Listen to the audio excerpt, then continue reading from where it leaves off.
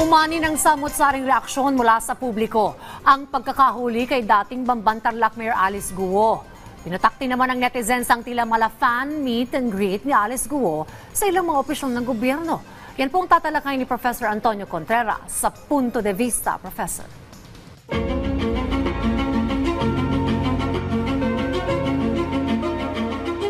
Maraming salamat, Dayan, at magandang umaga sa inyo lahat yan sa studio. Siyempre, ang malaking balita ngayon ng pagkakahuli o pagkakaaresta o pag-surrender ni Pastor Apollo Kibuloy. Pero yan ang pag-uusapan natin bukas. Ngayon, ang pag-uusapan muna natin yung pagkakahuli kay Bamban Mayor o dismissed Bamban Mayor Alice Guo noong isang linggo. At marami nga ngayon ang napupuna na para bagang tila naging celebrity pa siya. Ang sabi nga ng iba, aba ngayon pala daw ay hindi na mugshot ang proof of arrest, kundi isa ng selfie. So, talaga namang nagtataka ang maraming tao. Kasi kapag ordinaryong mamamayan ang nahuhuli, ay pinaparade pa yan sa publiko sa pamamagitan ng mugshot o kaya ay nakahilera sila sa isang line at nakikita natin sila mukhang malungkot, nakaposas na. Samantalang itong mga malalaking mga taong ito ay para bagang tila meron pa silang ganang magpakuha na para bagang nakaganyan pa, di ba? So, masasabi natin na talagang ano ba talaga? Alam nyo, ganito po ang pagsusuri ko dyan. Hindi naman kasi natin masisisi kung maging parang feeling ni Alice Guo ay celebrity siya. Sapagkat ang naging investigasyon, ang takbo ng investigasyon na ginawa sa kanya ay parang ginawa siyang celebrity. Kasi sa totoo lang, ang layunin ng mga hearings in age of legislation ay in aid of legislation. Mag-gather ng data, ng information at tingnan kung ano yung mga flaws, ano yung mga loopholes sa batas.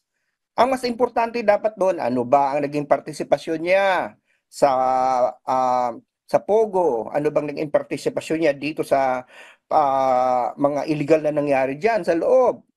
Ano ba yung kakulangan ng mga ahensya kung bakit nagkaroon siya ng passport at nagkaroon siya ng birth certificate kaya nakatakbo siya sa eleksyon.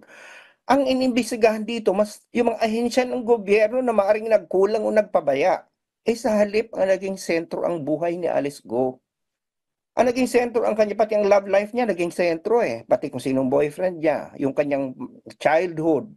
Doon, alam mo naman ng mga tao, mahilig tayo sa drama.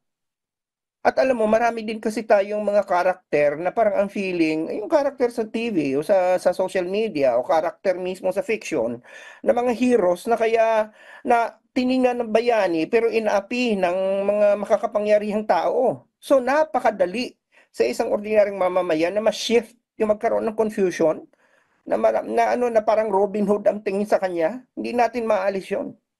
So, pwede rin natin kasing ibalik na mukha yatang nagkaroon ng inordinate attention sa kanyang pagkatao, sa kanyang mga naratibo, kaya tuloy ngayon ang feeling niya ay siya ay celebrity.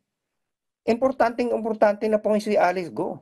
In fact, cabinet secretaries pa ang sumalubong sa kanya.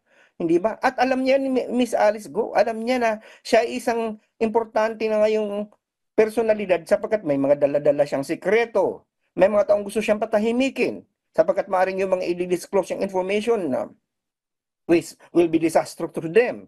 At meron namang gusto siyang gamitin para sa kanilang mga personal na political na ambisyon. Yun ang nakakalungkot. Kasi sa halip ng hustisya at ang katotohanan ng lumabas, yung tinatawag na namin sa political science na optics, yung mga political optics, political representation na ang maaring manguna at mangibabaw. At sana yan ang huwag nating iwasan sapagkat pag yan ang pumasok na, pwede nang magkaroon ng ma-diffuse na yung focus sa search for the truth and the facts. So yun lamang po ang aking punto de vista ngayong araw na to. Maraming salamat na yan at balik sa inyo dyan sa studio. At maraming salamat po, Professor Contreras.